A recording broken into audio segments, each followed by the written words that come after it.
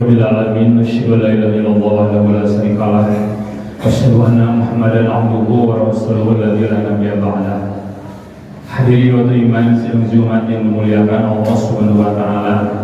Wajar dan lazim di hari yang sungguh mulia ini kita bersyukur kehadiran Allah Subhanahu wa taala. Bahwasanya sampai hari ini Allah masih memberikan jatah usia kepada kita, sehingga peluang dan kesempatan untuk beramal masih sangat terbuka, dan kita pun masih memiliki kesempatan untuk memperbaiki diri kita, baik dengan cara istighfar kita ataupun dengan kita memperbanyak amal soleh kita. Kita pun bersyukur bahwa sampai hari ini Allah masih memberikan kesehatan lahir dan batin kepada kita. Mudah-mudahan kesehatan dan lahir batin ini mengantarkan kita untuk senantiasa memanfaatkan waktu, potensi dan kesempatan-kesempatan untuk terus berbuat kebaikan. Yang ketiga, kita pun bersyukur bahwa sampai hari ini Allah masih memberikan rezeki yang begitu melimpah, rezeki yang tidak terasa, yang tak mungkin bisa kita hitung secara matematis, rezeki yang cukup banyak.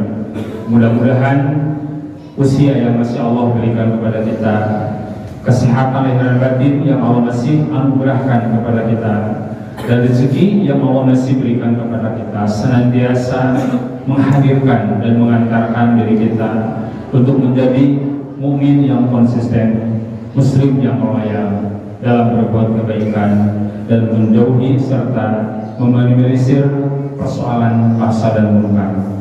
Besar harapan kita mendapatkan kesuksesan, kebahagiaan dunia dan akhirat. Amin ya rabbal alamin. Hadirin waktu iman sidang Jumat yang dimuliakan Allah Subhanahu wa taala. Sepertinya kita sepakat bahwa semua orang memiliki keinginan yang sama.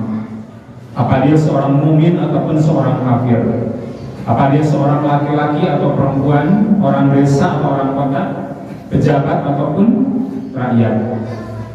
Bahwa keinginan yang sama itu adalah bahwa kita memiliki keinginan yang sama, bahwa hidup kita ingin mendapatkan kebahagiaan. Sehingga satu cara oleh orang-orang dilakukan bagaimana hidup bahagia. Tadi malam mungkin ada yang bangun di sepertiga malam terakhir, dia melakukan sujud 22 kali sujud di 11 rakaat salat tahajud. Kalau kita tanya, dan kalau itu adalah diri kita, maka pertanyaannya apa sih yang kita inginkan dengan sholat malam di sepertiga malam terakhir? Ketika subuh di sekarang jam 4:04 masih bangun untuk melaksanakan sholat di sepertiga malam terakhir. Pasti jawaban kita adalah bahwa kita ingin mendapatkan kebahagiaan. Ketika seorang mendermakan hartanya di jalan Allah, kalau kita tanya buat apa dan mau apa, pasti jawabannya dia ingin hidup bahagia. Ternyata orang yang korupsi, orang yang maling, orang yang berbuat kejahatan dan kafir sekalipun, kalau kita tanya mau apa dengan kekafiran, mau apa dengan korupsi dan kolusi, mau apa dengan maling dan mencuri, pasti jawabannya ingin bahagia. Tapi untuk kita bisa mengukur bahagia, ada 3 hal. Yang pertama, ada orang yang memberikan gambaran dan meyakini bahwa bahagia hanya di dunia saja. Tentu saja persepsi ini adalah persepsi yang salah, karena kita di dunia hanya sementara dan tidak ada kebahagiaan hakiki, tidak ada kenikmatan abadi, semuanya serba sementara. Makanya tidak tepat kalau kita punya pendapat dan persepsi bahwa bahagia hanya di dunia saja. Apalagi kata Rasulullah dalam sebuah hadis disebutkan, laqad anzalallahu an umrihi sittin ila sab'ina sanatan.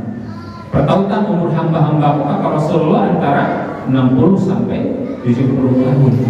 Kita tidak akan lama di dunia. Makanya kata Rasulullah, kun fi dunya ka'annaka gharibun aw abil sabil. Tinggal engkau di dunia ka'annaka gharibun, seolah engkau adalah orang asing, aw abil sabil, atau sebagai penyeberang jalan. Disebut orang asing, disebut tamu, berarti kita tidak akan lama. Jatah tamu itu kan hanya 3 hari. Setelah 3 hari 3 malam kita menjadi orang biasa yang tinggal di satu tempat itu. Kenapa Abil Sabil seperti penyeberang jalan? Artinya harus hati-hati, karena di dunia banyak jebakan. Makanya Al-Quran mengingatkan kepada kita, fala taghurrannakumul hayatud dunya.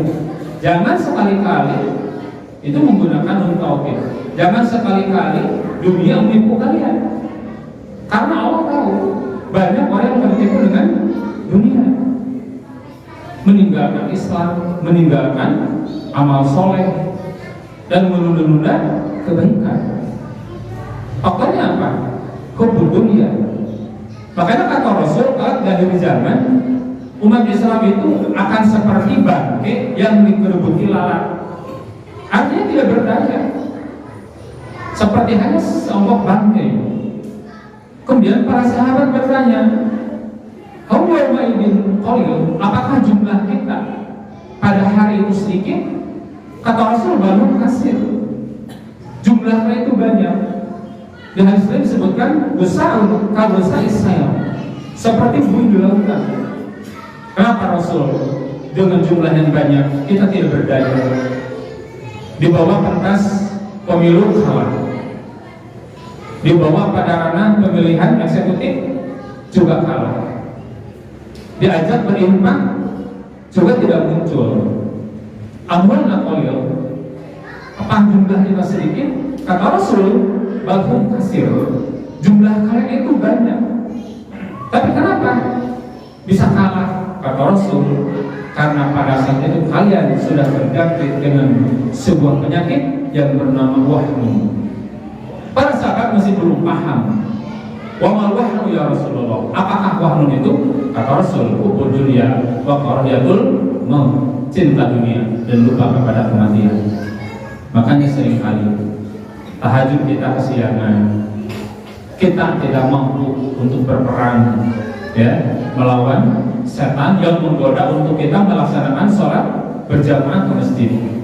Walaupun alasannya kerja tidak bisa zuhur dan asar, paling tidak maghrib, isya dan subuh itu bisa kita lakukan. Tapi ternyata di karet semuanya tidak bisa.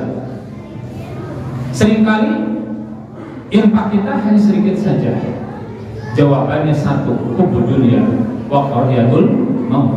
Ketika mati dibenci dan ketika dunia dicintai, maka di sana kelalaian seorang muslim akan terwujud. Hadirin wa hadirat yang dimuliakan Allah Subhanahu wa taala. Di dunia kita sudah diatur oleh Allah waktu kita. Berapa lama usia kita di dunia? Walaupun Rasul menyebutkan antara 50, 60, 70 tahun, tapi kadangkala tidak bisa diprediksi. Kadangkala ada yang masih muda, masih remaja, masih kanak-kanak. Ada yang sudah tua, juga masih belum diwafatkan oleh Allah Subhanahu wa taala. Semuanya kita mendapatkan bagian masing-masing.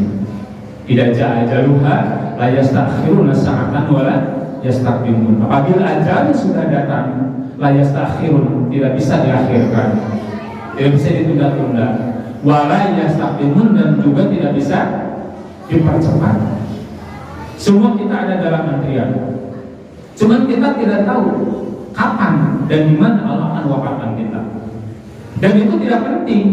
Yang penting itu adalah ittaqullaha haqqa tuqatih wa la tamutunna illa wa antum muslimun. Gak jadi masalah kita meninggal dunia, kapan dan di mana. Tapi yang dituntut oleh Allah itu, jangan sekali-kali kamu mati kecuali dalam keadaan Islam. Itu disebut dengan wafat dalam keadaan husnul khatimah. Husnul khatimah itu bukan tempat. Apa dijamin yang meninggal dunia, yang wafat di Mekah surga?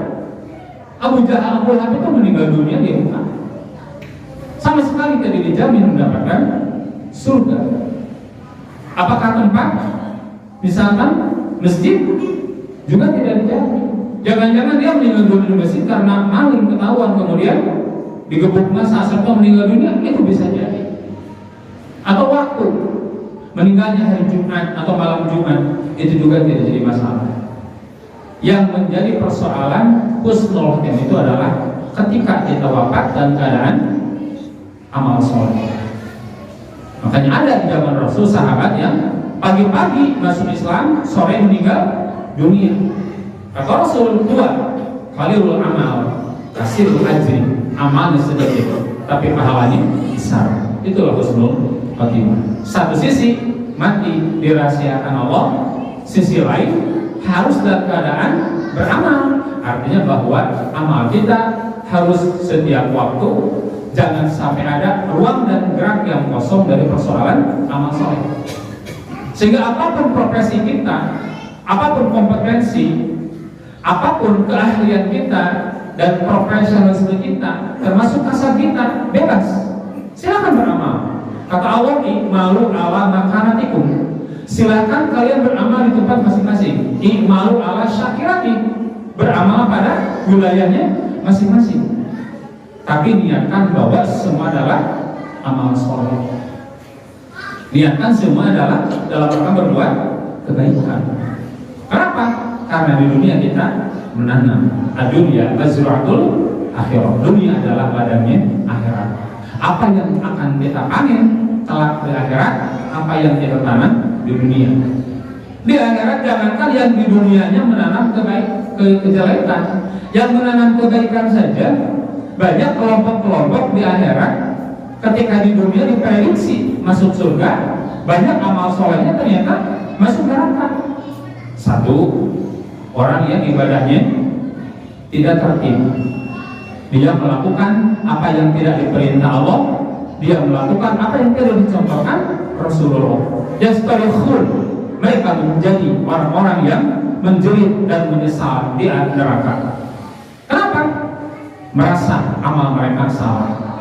Dan mereka menyuruh malaikat, beri kami kesempatan untuk kembali ke dunia dan kami akan beramal dengan apa? Dengan amal yang tidak diamalkan waktu di dunia kemarin. Artinya dia menyadari bahwa amalnya salah. Itulah kelompok ahli bid'ah. Ada lagi mereka yang dimasukkan ke neraka dengan panggilan-panggilan yang hina, dengan panggilan-panggilan yang kotor, dengan panggilan dia jual khori, tukang tipu, kazab, tukang bohong, khasir, orang rugi. Siapa mereka? Orang-orang ria anas, orang yang ria ketika berbuat kebaikan. Kelompok yang ketiga yang akan masuk neraka, padahal di dunianya banyak beramal. Mereka adalah orang-orang muklis, orang-orang makhluk. Di dunia banyak beramal, tapi di dunia juga banyak melakukan dosa. Banyak orang-orang yang merasa disakiti secara fisik dan psikis, secara lahir dan batin. Di dunia mungkin orang-orang yang terzolim itu tidak bisa membalas. Mungkin dia orang lemah, mungkin tidak punya tenaga, mungkin karena tidak bisa melawan. Di akhirat ternyata dia melawan. Dengan cara apa? Dengan cara mengambil pahala orang-orang yang menzolim kepada dia. Dengan cara apa? Ya pahala diambil. Datang lagi yang menzolim, yang mendolimi, diambil lagi hartanya, sampai-sampai amalannya habis karena dia banyak menyakiti orang. Setelah amalan dan pahalanya habis, masih ada orang yang disakiti.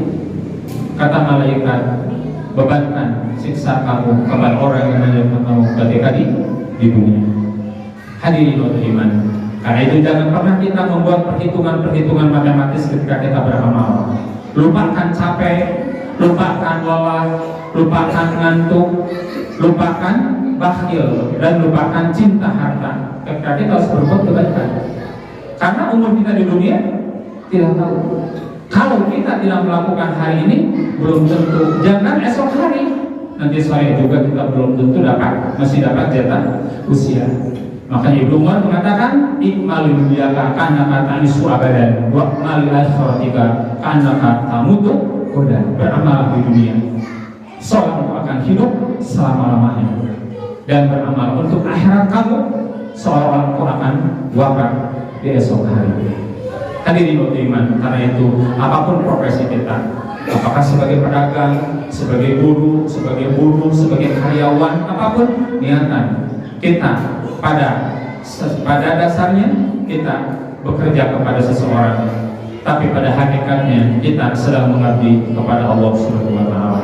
Karena kalau kita mengukur kerja kita, pengabdian kita kepada manusia seringkali antara hak dan kewajiban tidak seimbang, antara pekerjaan dan upah tidak seimbang, antara tenaga dan pikiran yang dikeluarkan kadang-kadang tidak seimbang dengan ujroh, dengan honorarium yang kita peroleh. Karena itu yakinkan bahwa Allah Subhanahu wa Ta'ala akan menilai setiap amal kita.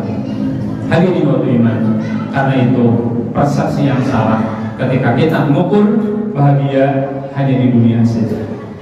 Yang kedua, ada orang yang punya persepsi bahwa bahagia hanya di akhirat saja. Di zaman Rasul ada orang seperti itu, sampai pakaiannya, tampilan fisiknya sangat mengkhawatirkan. Sampai Rasul bertanya kepada orang itu, ini orang sangat mengkhawatirkan. Pahakun enggak tadulloha? Kata Rasul, kamu suka berdoa enggak ke Allah? Suka Rasul. Rasul semakin heran. Orang suka berdoa tapi hidupnya sangat mengkhawatirkan. Kamu suka berdoa apa? Kata dia, Rasul, saya kalau berdoa, Allahumma a'inni mu'aqibi bihil akhirata fa'ajilhu di dunia. Muncul bahasa orang mah, ya Allah, abdi mah kajian samsara, kajian balangsak di dunia. Yang penting di akhirat selamat. Subhanallah, kata Rasul, idan la tatiko ala tastati alahu. Jangan berdoa seperti itu, kata Rasul. Kamu nggak bakal kuat. Kenapa? Untuk hidup akhirat kita harus melakoni dunia. Kita ingin jadi ahli infak, kudu boga duit. Ingin wakaf, harus punya harta. Ingin pergi ibadah haji umroh, harus punya bekal. Dan itu adalah urusan-urusan duniawi. Hanya kata Rasul, antum a'lamu bi umuri dunyakum. Kalian lebih tahu dengan urusan dunia kalian. Barakallahu.